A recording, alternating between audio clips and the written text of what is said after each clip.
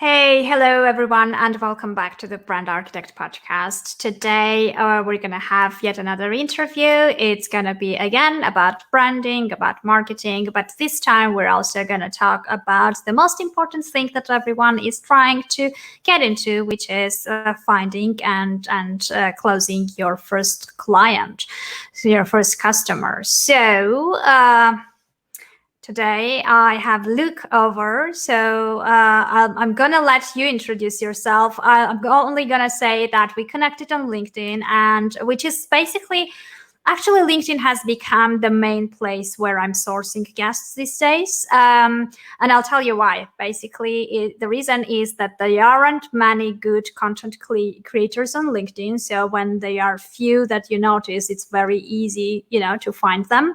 So it's less crowded than other platforms. So Luc is probably on the same space as me. So I used to say that I'm on a crossroad between tech and marketing, and I feel that you're on the same crossroad out there. So tell us what you do, and then we can start rolling from there. Yeah, well, thanks a lot for having me on your show here, Annie. Yeah, it's amazing how we've gotten to know each other over LinkedIn. Some people treat LinkedIn as just a job board and, they only go on there when they need something. But I think the value is, being able to share ideas and learn and take some ideas other people have and apply it to your own work, test it, see what sticks, and then go and share that with everybody all over again. It's a cool cycle. So I've been on LinkedIn for a while, but I'm active now more than ever. Really excited to chat. So yeah, I guess my claim to fame is helping startup companies find, keep, and grow their first customers and users. I got a background in, I would consider it, business development, marketing, and branding, and early stage technology companies. Some of them were my own. Some of them I was a partner brought in. I've always been the non-techie working with techies, trying to bridge that communication gap. So I guess I've done a lot of the work about, figuring out who the first customer is in a tech environment, and seeing how we can reach them and how we can keep them, and then how we can use those great stories to find more of them. And at the same time, I suppose I've worked with a lot of tech leaders, helping them look really good in the process, because I'm not the one building the product, but I'm the one that's building the message around that. So I'm really excited to talk branding with you today. Okay, sounds good. So actually, yes, I agree with you. The bridge, that kind of image that you describe, is exactly the way I feel, because somehow, although it's not a new space. Well, I'm in blockchain space. Blockchain is relatively kind of newer than the tech in general, but it's not really such a new space. But still, there is a big gap between the techie people speaking between each other and then speaking the same way to the non-techie people, using the same language and terminology, and then you get this kind of miscommunication in between the two groups. So yeah. Yeah, I personally think, Annie, that gap is only going to get bigger, which is probably good for you and me and anybody else that's trying to bridge the gap between product and marketing, because technology keeps innovating more and more rapidly. And my hypothesis is that because that's happening so quickly, you have a lot of the startups that you see nowadays that are the leaders are very tech and product driven, because they're the ones that know how to use it. But then they have no idea how to talk to the market. They have no idea how to talk to early adopters. They have no idea just the basic principles of like customer discovery. They have no idea the value of just listen to the customer, take their words, sandwich those on your website, and take their feedback and use that to prioritize your product development. So it's a gap that I think needs to be talked about more. Yeah, and I think, there is a really good advice in marketing and copywriting, which I think in their case, they shouldn't really take on board, which is write as you speak. Because if they write the way they speak, it's even going to make the gap bigger, right? So in their case, it's just the opposite, I guess, You mentioned something that is very important: discovering the customer and kind of talking to the customer. And I think that is the important thing that is missing very often with tech startup founders, is that they kind of don't really have that as a starting point, right? They feel like, and I totally get that, they are very excited with this new thing that they are building. They are planning to disrupt the whole industry. They are planning to change people's lives. And they're so excited about it that they presume that everyone would need the product or service, right?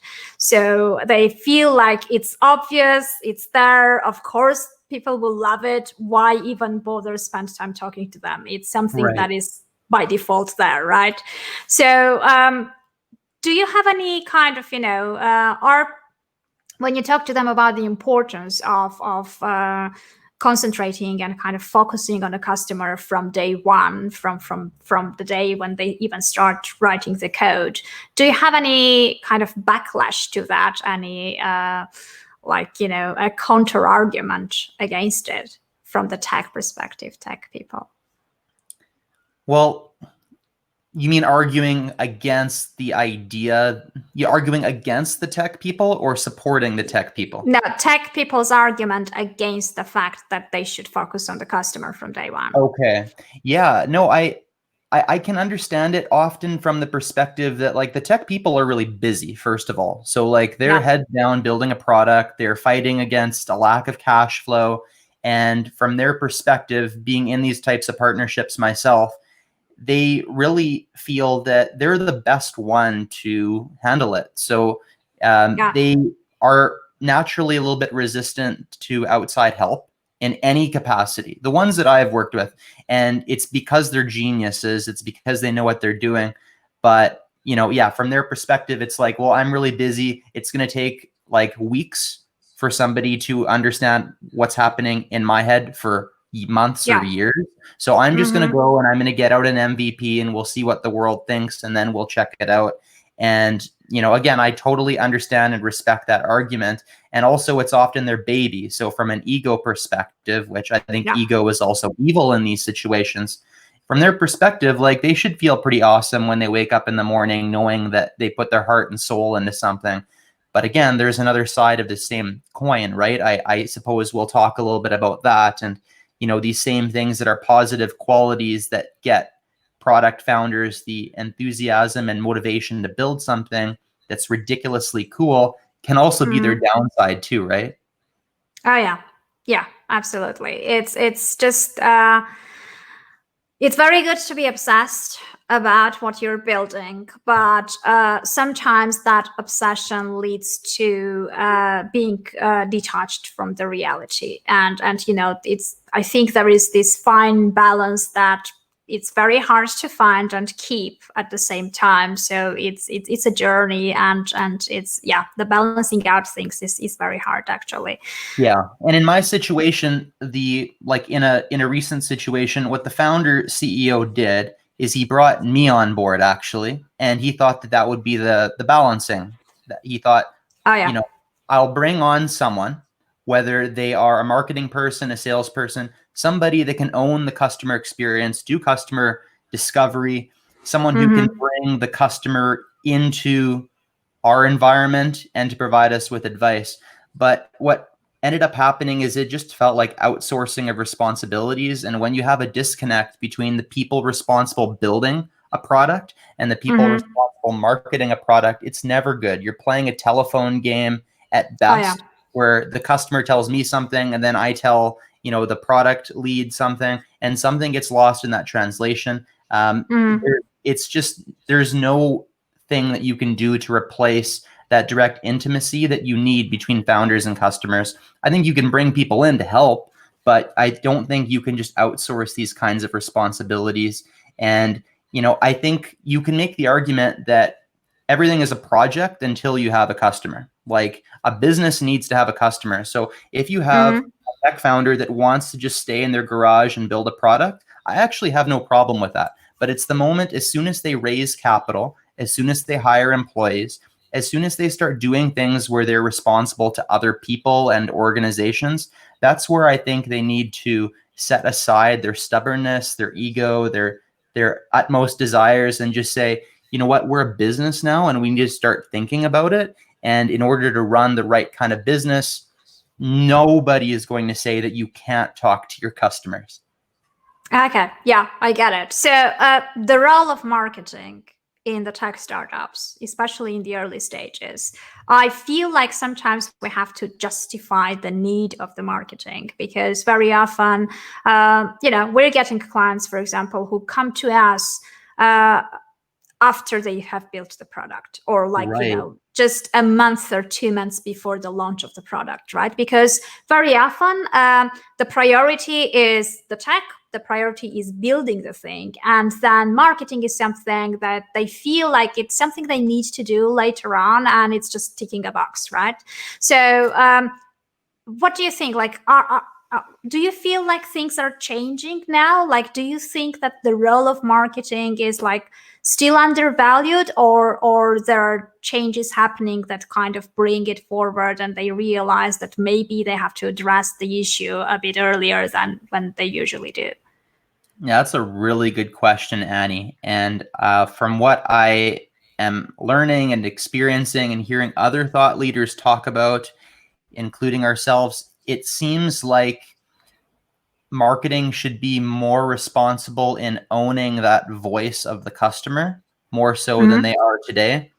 It also seems like every department in a company, not just marketing, should have an increased responsibility for owning and managing and nurturing that customer voice. It seems like we are moving in the right direction. Like if you rewind 5-10 years ago, CX, like customer experience, was way shittier than it is now. So it's getting better. It's still not great. You still need to be an exceptional company to break through. But I think it's the same thing with, with customer centricity, with understanding the customer. I think we're moving in the right direction, but I don't know. I really think that maybe even the word marketing is the wrong one, because when you think of marketing, you think of, oh, like let's build it first, right? Let's build our blockchain solution, and then let's go and bring on the marketing people to help build the message and sell it. And it's like, no, there's something that's lost there, right? Yeah. I'm not sure exactly what that is or how it should be, but I think that customer voice needs to be involved in that conversation before that product was built. Yeah, I agree with you. I would say that the founders do have the main idea that they start with, but when you go into the details and into the nitty-gritty details of the product and the features and the UX and everything else, in terms of how you're building that thing, that's where already, if you involve your customer, your potential future customers, you will end up building what they actually want, right? Because, even if you have an idea about a product, you can build it in several different ways. And in general, in terms of the user journey, in terms of the colors of the buttons, or in terms of stuff that is shouldn't really be so crucial to you, even if it's your baby, but that this is the preference of the people who would be using it later on, you'd rather listen to it earlier than later. Yeah, I think that just hearing you say that, Annie, I feel like if the only thing that marketing did while the product was actually being built is sit in on every call or every meeting with the customer, just sit in there, take notes. When the customer says something, like write it down, right? And B, every time that the marketing department notices something, to share that observation and have the product team actually review it and consider it at every stage of the product development, I think we would have more successful launches, because I think the marketing team would be building up their ideas for messaging and how to structure things right from the very beginning. So they're going to understand things at an intimate level that they couldn't otherwise. And they're going to see things, and they're going to be able to share those observations with the team that might actually tweak the product or tweak the roadmap as it's being built. So this seems so obvious, but it's never done. Yeah, it's I think it's also not done not only because it's like, because of the importance of the marketing at that stage already, the lack of, the importance of marketing in that stage already, the realization that, it can be already involved in the whole process, but also because somehow maybe the tech departments and the marketing departments should really collaborate more together from the very start. And I feel like there are some detachments between the two, because maybe, like, there is the need of the bridge even at that level, not only the bridge between the tech people and their future customers, but also between the marketing department and the tech department of the company as well. Maybe. Yeah, I agree that these departments are siloed, and it's a very weird sort of situation we're in. I just saw someone was talking on LinkedIn how they believe it's only the leadership's responsibility to carry the voice of the customer. And I was just so upset when I saw that, because, like, from one perspective, I can understand it, because everybody has their job. Everybody is compensated to do something specific. And it's kind of hard sometimes to draw attribution to things, to say, oh, well, if the product developers spend more time with the customer, it makes them better at their job. Like, how do you measure that kind of stuff? But I feel that it actually does. I feel that if you did take every single department and you found a way to bring the customer into that conversation, ideally you'd physically bring the human, the customer, into that conversation, I think we would have better products and more motivated teams. And I think people actually want to do this. I just don't think there are enough examples within companies of this being done and executed, because anytime I've taken, a back of the room, senior software developer and put him or her, I literally did this with one of my colleagues. I said, Igor, come with me today. You're going to sit with the customer. And after the meeting, not only did he have ideas, but ideas aside, he had a new appreciation and motivation. Like, he was fired up. So you try telling me that he's not going to be more interested next time to listen to what the customer says. It doesn't necessarily need to be tied to compensation or attribution. People want to know that they're making an impact. It's better to hear directly from the person that you're impacting, right? Yeah, absolutely. So let's talk about what you always kind of, what you put the main importance at, and you always say that first customer matters, and the first customer is something like a big milestone to get, right? Because it's one thing to kind of theoretically think that you're building something that people want or need, and it's a completely different thing when the person actually proves it by opening the wallet and paying for it, right? So what is the journey? Like, how do you get from the stage where you have an idea, you have a team, you're working on building that stuff, until you reach the point where you get a real person pay you in order to use your product? Well, if or when I figure out how to share that answer in 60 seconds, I think you and me are both going to be famous. So let's put it that way. So I definitely think it's a mix of art and science, because, and right now that's kind of what I'm doing with my brand. I'm trying to keep it very focused. So when people think about me, they think about the first customer. I think it's very good to be hyper-focused like that. And I've also had experience finding the first customer 10 different times in my own startups. That's not saying they've all been super success stories, but like you alluded to, if you don't find the first one, you can't build a successful business. So you need to start there. Some recipes to that success equation that I'm seeing really consistent. Firstly, it always requires some outbound.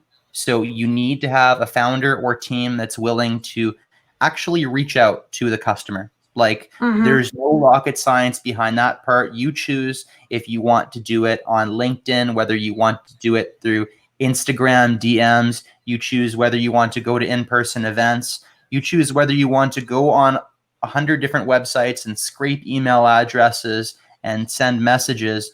But you need to be outbound, I think, because nobody's going to go to your website otherwise, because you essentially don't exist.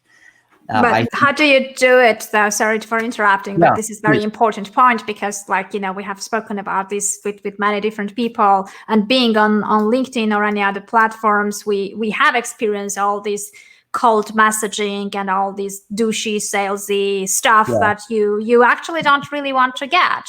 No. And just because you may do it the wrong way, just because it may sound a bit creepy, just because it may sound intrusive, and all that wrong stuff that people are doing may lead me not even want to check it out. So it may eventually kind of have the opposite effect to the thing, right? So outbound, I get it. Yes, if people don't know you, you have to go to them, and instead of sitting and waiting that they will discover you somehow. But how do you do it the right way? Because sometimes it can go really, really wrong, Yeah, you're right. You kind of have the deck stacked against you a little bit, right? It's like when I was a little bit younger and I used to go into the bar and I would look for the most beautiful person in the room, and I'm thinking there's probably 20 other people that approached this beautiful person before I did.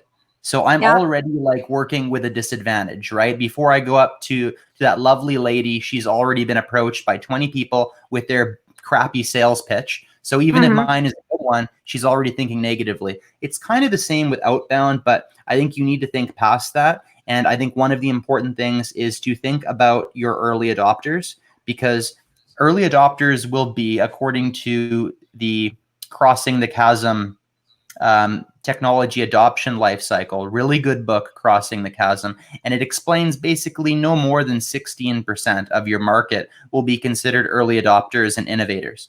So that means you should expect that 84% won't be interested, even if you do craft the perfect message. So from that perspective, it is a little bit of a numbers game, because you can't message 3 people and expect that you're going to get a response. And if you don't, you have a crappy idea.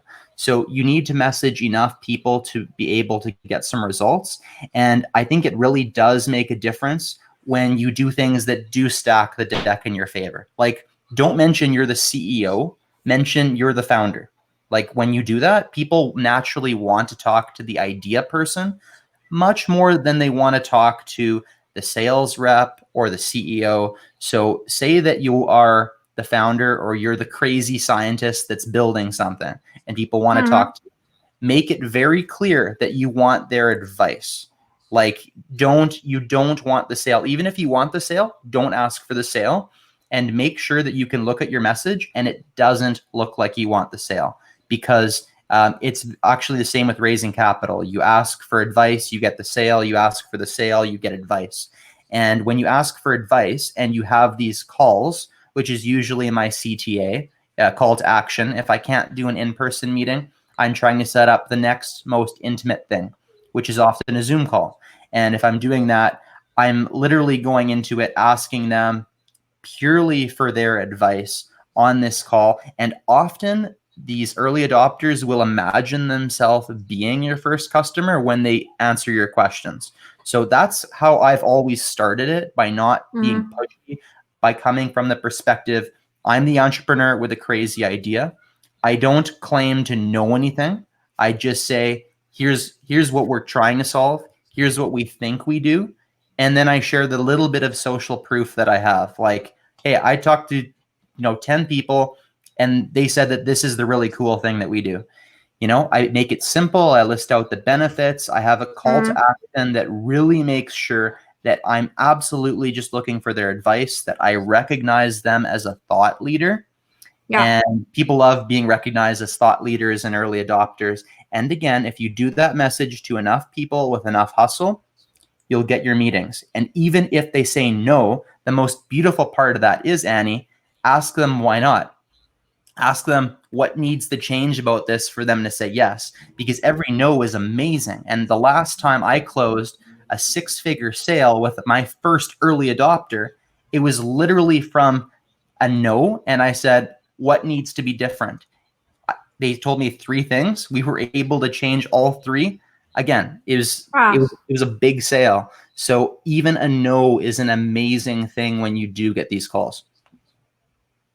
Amazing. Yeah, I get it. It's a fine line, and it's very hard to sort of, very often it's a bit of intuitive game as well at some point, because I feel like, again, what you mentioned in terms of asking why no, is kind of, the right way to react differently in different situations with different people. So I feel like what makes me cringe with all these messages that I'm getting is, I know they are copy and paste of a message that was sent to 1,000 more people before me, and for them I'm just numbers game. So If I can add to that point, because that's arguably the most important thing here, is be human and be personal. Like, you can't make it seem copy and paste. So like, that's just me. I have this strong philosophy. You might actually get better results if you do copy paste and you play the numbers game. I don't have enough data to show, but it's not me. It's not my style. And what I've always done, and what I really believe in fundamentally, is do a templated message, but I call it a custom templated message, because there's a core part of the message that I'm going to use for everyone, and I should. But I want to send this message.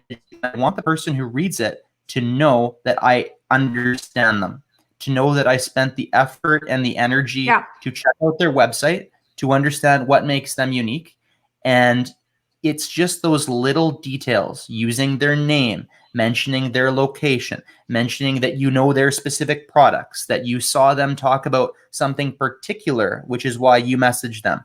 Mention why your excuse was for contacting them. Did you see their name in a magazine of the top 10 most innovative blah? Like, I think you need to personalize it. And I think this is how you just build relationships in general, whether you're at the grocery store or whether you're selling a high-tech solution. And I think that this increases your response rate. It takes long to execute, but I think the response rates go way up. What do you think?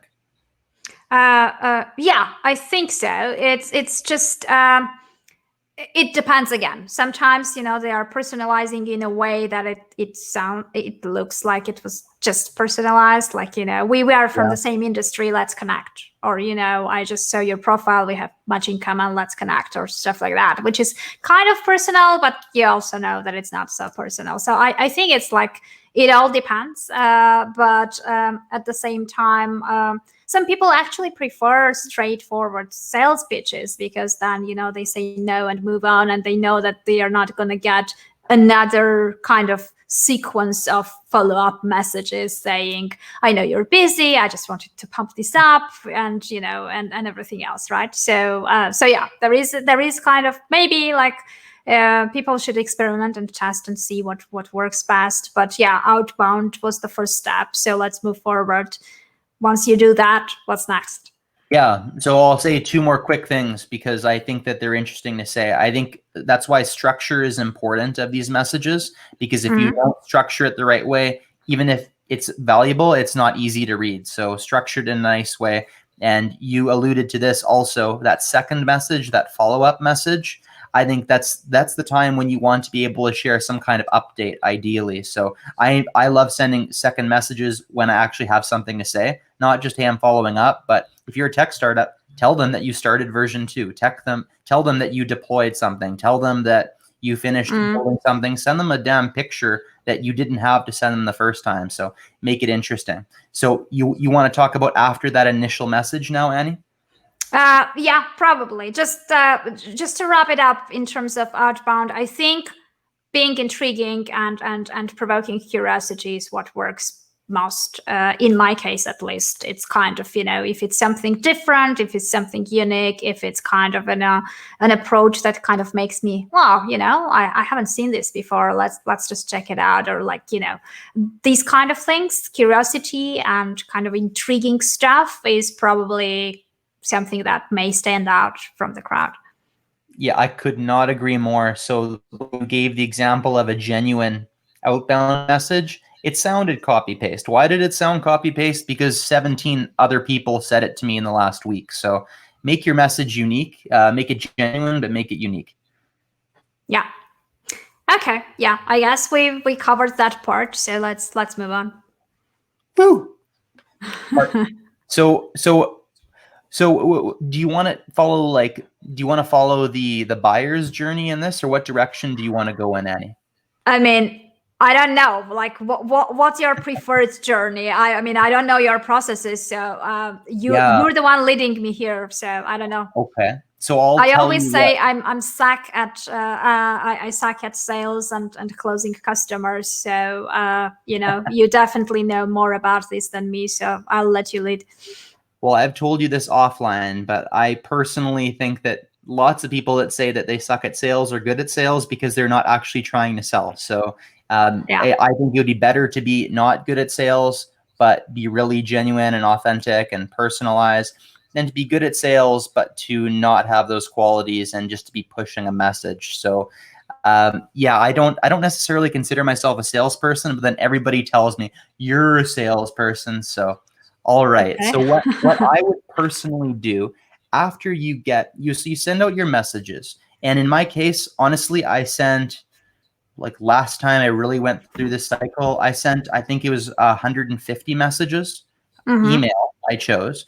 And the reason why I sent 150 is, again, because you need to use empathy. I think empathy is the secret weapon in any type of Mm-hmm. startup environment and any type of business environment and in life. Because Yeah. if you use empathy, you'll understand that I'll send 150 messages, and because of the industry I was targeting, I expected that half of them would just be too busy or too distracted, and it would get Mm-hmm. lost in their inbox because they don't got proper inbox management. That's fine.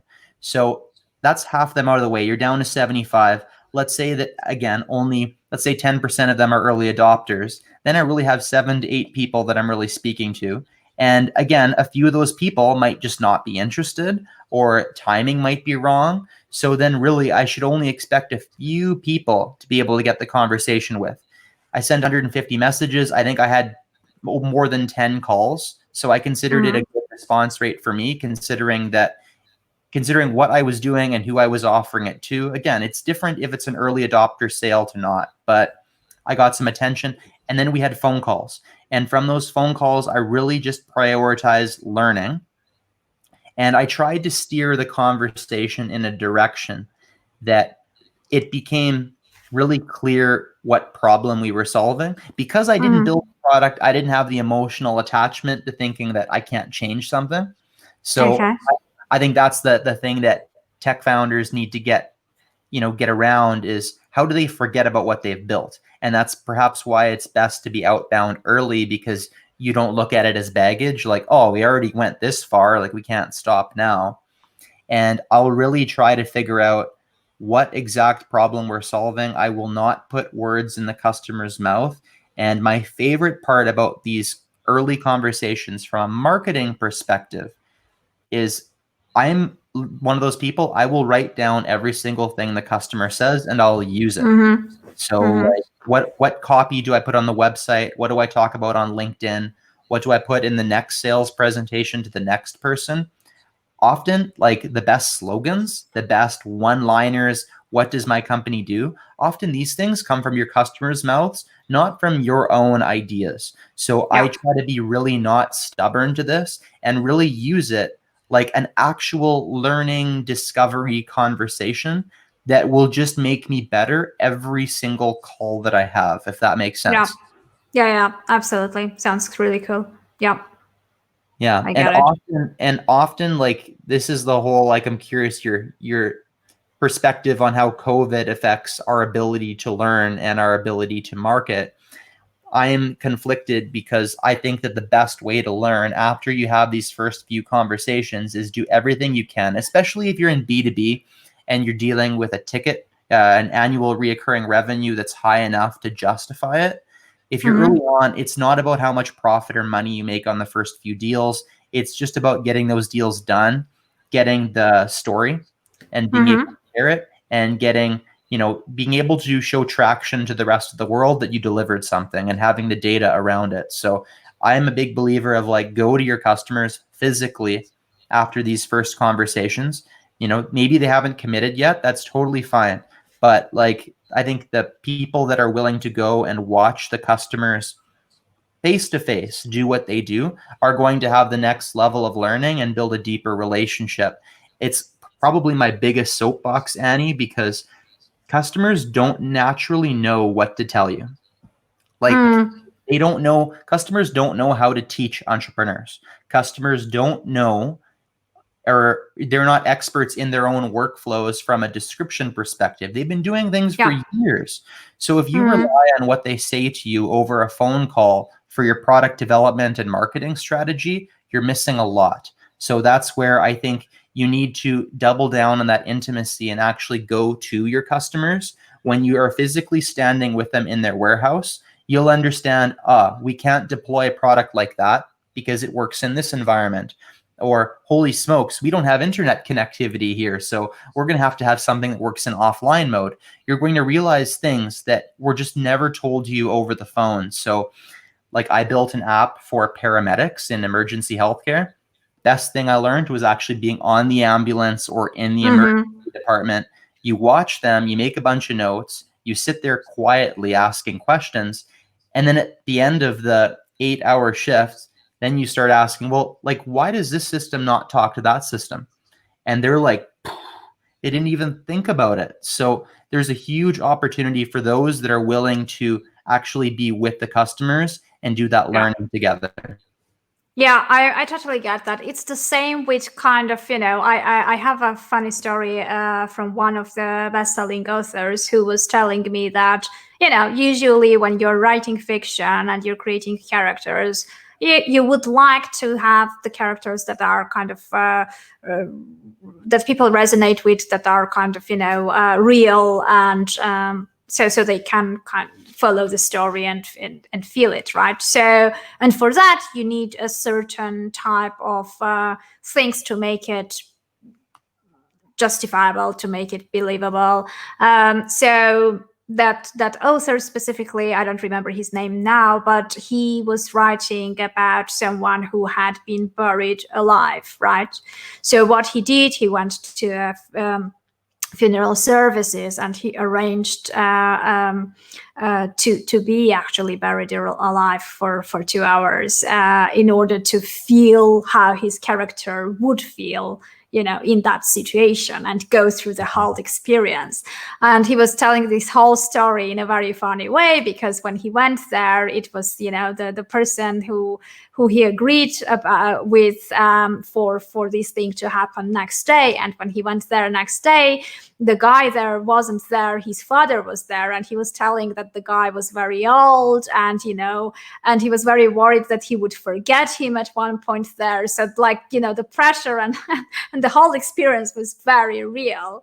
And then you go and start. So basically, I think this story kind of tells that the importance of putting yourself in this case, it was like the character's shoes, but in tech startups case, probably putting yourself in your customer's shoes and try to learn as much about them as possible. Like when I was launching my podcast 6 years ago, I was creating this kind of ideal listener's avatar, and it worked just like creating a character, right? A fictional character. I didn't know in advance who would be listening to me, but I knew who I would like to listen to me, right? So I came up with this character whose name was Tom, who was 42 years old, who was married with kids, who hated his job, who commuted to the job for 45 minutes. And that's how long my episodes were, because I thought that my listener would be listening in the car while driving to work, right? So it kind of helps you make decisions about your format, about your things. And he had this aspiration, and he had this passion of writing, and he always dreamed to see his name on a book cover, but he never had the opportunity. It was always a hobby. He didn't have the time because he worked full time, this, that, etc., etc. And then you just get into that mindset, right? Which kind of led me decide that it's not going to be only interviews. I will also have like short episodes for the mindset, for motivation, for encouragement, because that's what they lack apart from the practical knowledge and kind of the tips of how to actually take action and make stuff, right? The funny thing was, though, because I was just making things up, right? I was just imagining things. I mean, I didn't know that person in real life. I didn't even know where these people were, kind of, and how to reach them, right? But because I created this character and because I kind of imagined it in very detailed way, the content that was created for the podcast actually ended up by being such that was attracting Toms. So eventually, at the end of the day, like 2 years later, when I was doing a survey and trying to figure out, like when I already had a feedback loop and I was getting emails from listeners, I ended up with probably about at least 80% of my listenership being Tom type of people, right?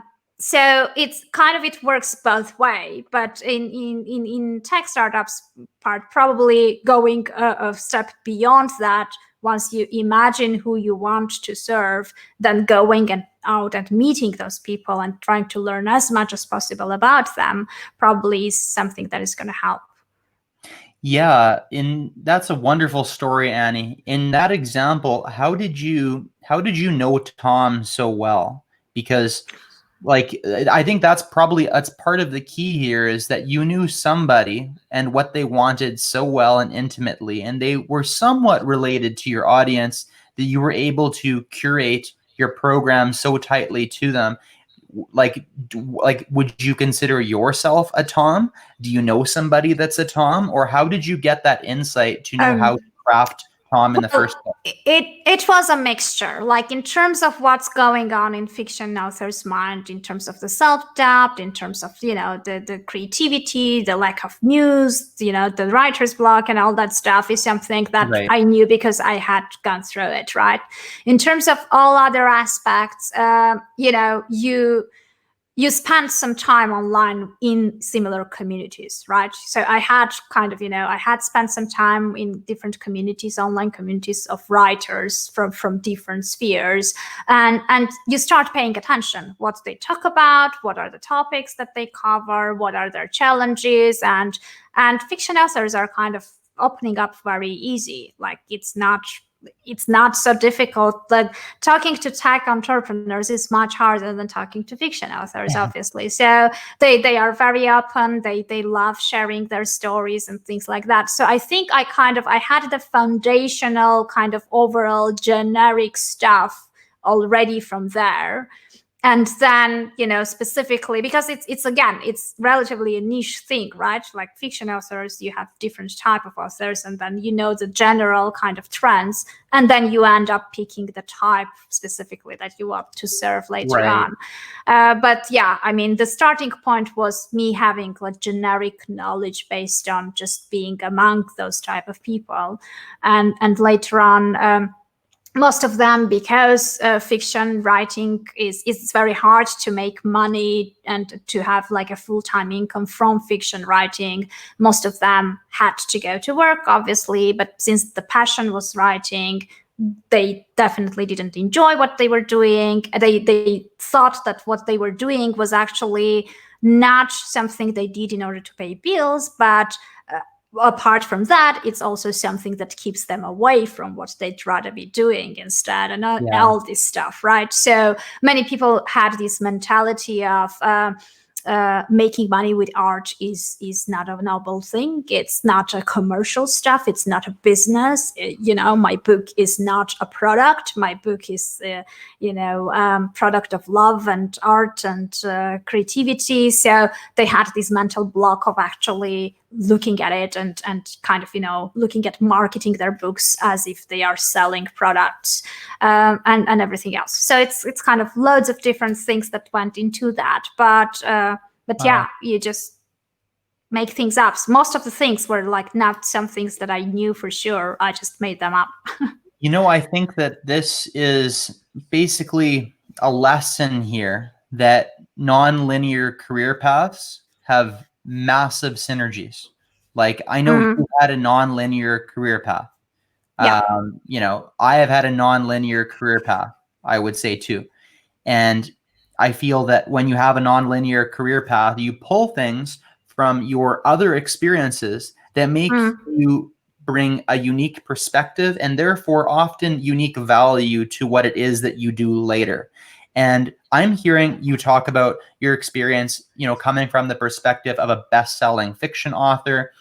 And I'm also thinking of just Hollywood movie productions where sometimes you have the best Hollywood actors that are actually doing weird things to get into character to do their role. And it's just a very interesting kind of mentality, because I think that your experience being a best-selling author, I think actually makes you a better marketer, because you're dreaming and envisioning the ideal customer profile. And I just think it's such an interesting skill how you're able to think and imagine, this is Tom, he's 42 years old, this is what he's doing, this is what his pains are. You're naturally trained to dream and imagine and envision that way. And it's just an example of how something you did that's so different actually isn't when you look on an actual skill and value perspective.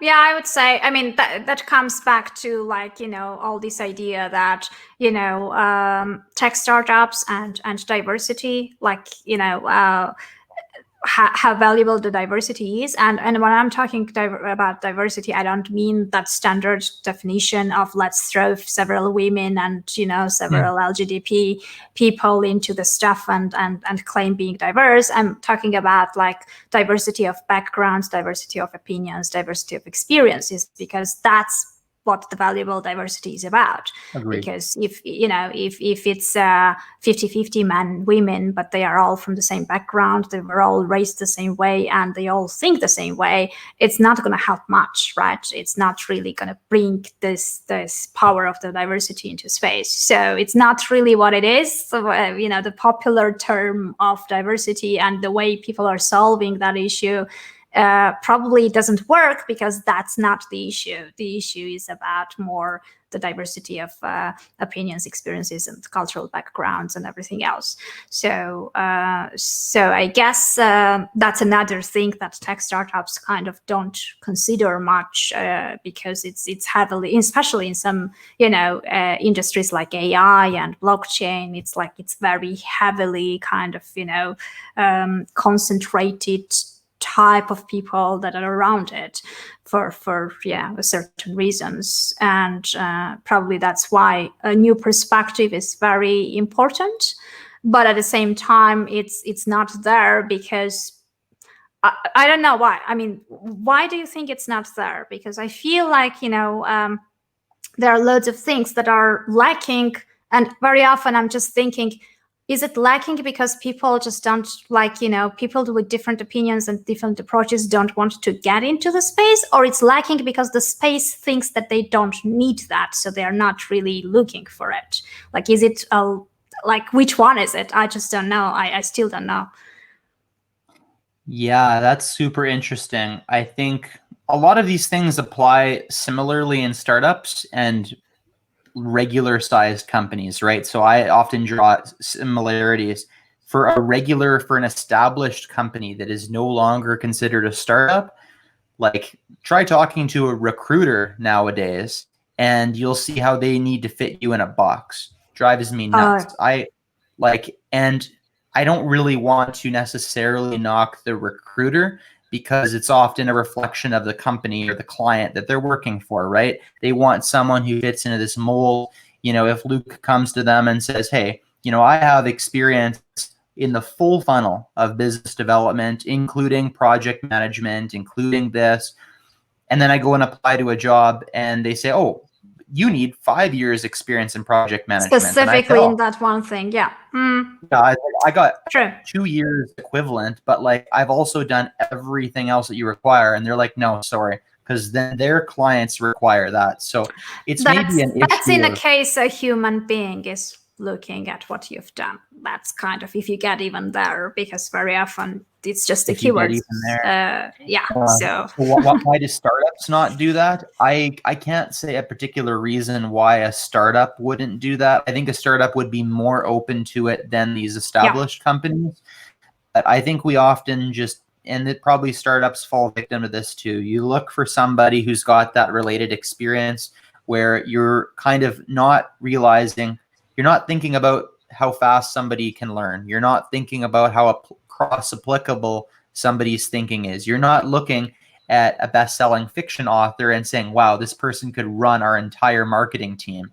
And I can understand that, but I think that's a missed opportunity on a human level of actually seeing who the most talented people are. And yeah, it's a problem that we have, and it might come down to things like ego, honestly. There's a lot of ego in startups, and it's good and it's bad, but it's saying that I've done this for 10 years, so I'm the best. And if you try to provide me an opinion and you don't have that experience, don't talk to me. I think if we all just drop that ego and stop being protective of our skill and our ideas, I think that's where diversity fit in a little bit better. Yeah, yeah, I totally agree with you on that. So let's talk about branding. In startups, very often what I have discovered, usually what works best, if it's kind of applicable, because in some cases it's not for personality reasons, but in tech startups where the CEO is also a personal brand, things work really, really well. So what is this kind of, how do you view the importance of the personal brand for the founder, and also like the company brand, and how do they interact in between each other? Like, how do you balance those? Yeah, I love the fact that you mentioned that. I think it's such a cool and hot topic, at least in my community right now. It's one of my favorite things to talk about.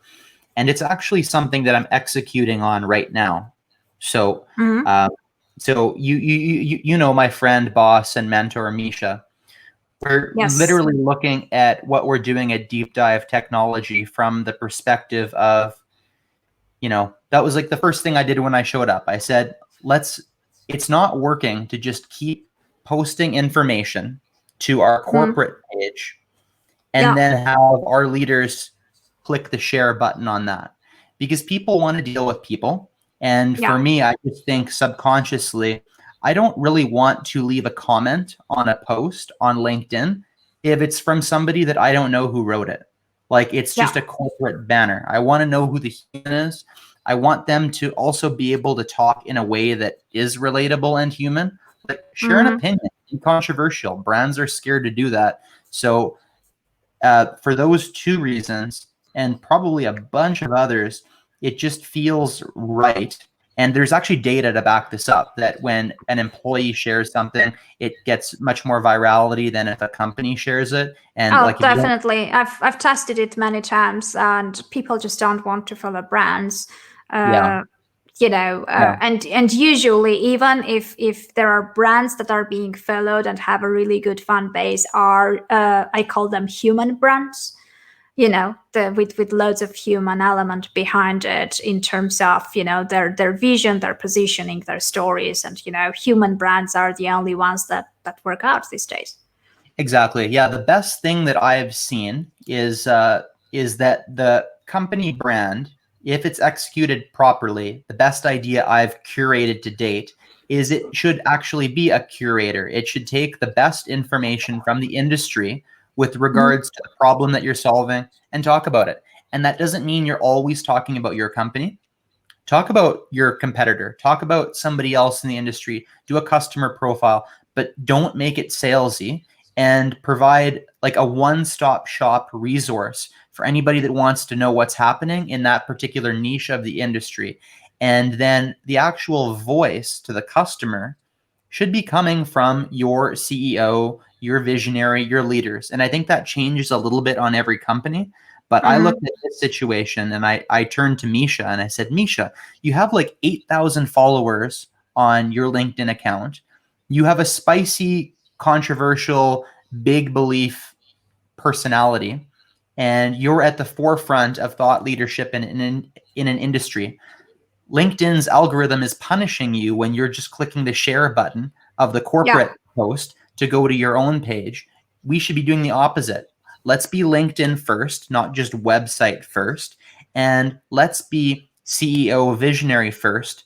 And let's have basically the corporate brand be resharing stuff from the personal brand. And I see engagement is going way up. Leads start coming in. And if it's executed the right way, in a non-salesy way, like, don't tell people to go to your website. They'll figure it out themselves. It's ingrained. Yeah. Don't tell people they need to follow you. They will figure that out themselves. Some people might say something different, but you don't need to push a particular call to action. You don't I need agree. to push a particular hard message. Just deliver constant value every single day, every single week. And I look at our situation, and in B2B sales, it's like if a few people that are targeted see this message every week, those will be the leads, directly or indirectly, whether we can take attribution and say we got that because of this post that we delivered on July 11th. Maybe we can't do that, but I'm just very bullish on how it feels and that the results so far of being personal brand over corporate. Yeah, I agree with you. And the other thing that is kind of an additional kind of reason for personal brands is very often when when people are hiring companies, eventually they are hiring people, right? So if I'm hiring a company, I want to know that the team that is going to work on my project is knowledgeable. They have the expertise, and I have to have trust in these people. And the only way to trust them is to know who they are, to know what they are about, and kind of to see what they do, which is showcasing their personal brand. I would go even further, like if I have a choice between two founders with similar services that are putting out valuable content out there about the field, I would, if I like the personality of the one who's also sharing some personal stuff and showing part of his personality and what kind of person he is beyond the business, right? I would be more inclined to sort of to go to that direction, because Yeah. I feel like it's I always, when I'm when I'm supporting brands, when I'm choosing brands, I always like the element of who is the founder and how much I like the founder on a personality basis, based on how they acted in different situation, what was their standpoint, what are their values, or what kind of determines the thing. Because I may like the product, but if there is an alternative and I don't like the way the CEO behaves, I will probably not really go for it with that. So I think it's kind of, personal brands also need to be a bit personal. I don't know what you think about it. Yeah, people talk with people. People want to use social media to be social with other people. And I'm a big believer on two different levels. On one level, I think that people that do have a big personality, that are a thought leader in their industry, that do have that opportunity and and want to do it, should try to be the Gary Vaynerchuks of their niche. I really believe that. I know you're smirking and laughing at me, but I think it's like he's doing something on another level, and I just think it's inspiring that people should look at it and say, well, how do I be the Gary V of my niche? Or something that we can relate much more to on LinkedIn. Everybody wants to be the next Chris Walker, right? You want to be the Chris Walker of your niche. And I think that's a really good goal. And he's built a phenomenal brand. And you see these people's names and faces everywhere. So I think we should be striving to figure out, like, what thing can I start building my Gary V empire around? And you need to focus on a niche and add value and be non-salesy and be consistent all the time. But at a minimum, Annie, I think at an absolute minimum, you need to have some kind of online presence, because if I'm choosing what brand I'm going to work with, what entrepreneur I'm going to have on my podcast, First Customer Club, if I'm trying to just imagine who I'm going to help, because entrepreneurs sometimes call me for advisory meetings, I'm not going to take that meeting, honestly, unless they have a LinkedIn profile, unless when I Google search their name, their face pops up. It also just helps build trust. I'm not going to do business with somebody that I can't see, that exists and cares about their reputation online. So I think at a minimum, you need to be there. At a maximum, there's a chance to build thought leadership that brings in, opportunity and revenue and jobs basically forever. Yeah, I partly agree with you, and I'll explain why partly. Because yes, I mean, Gary Vee is doing a fantastic job, and all the others that you mentioned. The one thing that I kind of want to warn people about is there is only one Gary Vee. There is only one Chris Walker. If that personality, if that's not how you talk, if you're not so loud as Gary Vee, if you're not using F-bombs every second word, if that's not you, don't try to be Gary Vee. Do it your own way, right? Be kind of, I feel like many people are very tempted into copying also the style, copying also the personality part of it, and kind of the things. Copy the strategies, copy what works best, but don't really try to be someone else, because it's kind of, you're by default are going to lose the game, because there's only one Gary Vee. And you can't compete with him in something he's best at. It just doesn't make sense. So I agree. And timing changes too, right? So like in business, just because traction channels work 1 year doesn't mean they're going to work the next year when everybody else joins, right? There's always opportunity arbitrage. Just because Chris Walker was able to do what he did when he started doesn't mean somebody else could go in with the exact same message and do it now. Maybe the market is saturated in your particular niche, right? So I think entrepreneurs need to look at not just like, I think be aware of what worked, right? Be aware of who's doing something very well, whether it's personal branding, whether it's a product in the market, whether it's a personality, a TV show, whatever. But yeah, you're totally right. I'm glad you clarified that. You need to carve your own path, but that's not saying that I can't steal 10% of what Gary's doing, no, 10% absolutely. of what Chris is doing, 10% of what Annie's doing. I might take 20 from you, but a little bit here and there, I think makes a difference. And then put on your own special spice. Oh, absolutely. Absolutely. And also, like, all these people probably figured things out because they tried something new. So like, don't be afraid to experiment. Don't be afraid to do something. I mean, to me, like, the biggest argument to try something is when they say, but no one else has done it. And I'm like, okay, great. It means that we have to try, because that's the best argument, kind of, because then it means that there is a chance to stand out. And if it will work or it won't, but at least you will have tried. And if it works, you will be the first one who figures it out. So then you will be the next person that people will be trying to reach to and kind of copy and everything else. So yeah, could not absolutely agree more. Yeah. So I guess it's on this positive note we can stop the broadcast. Thanks for everyone who watched. I hope it was useful. I think we covered like lots of topics and kind of brought not always so popular opinions to the table. So feel free to think it over and see if it if it's something you want to pursue. But I feel like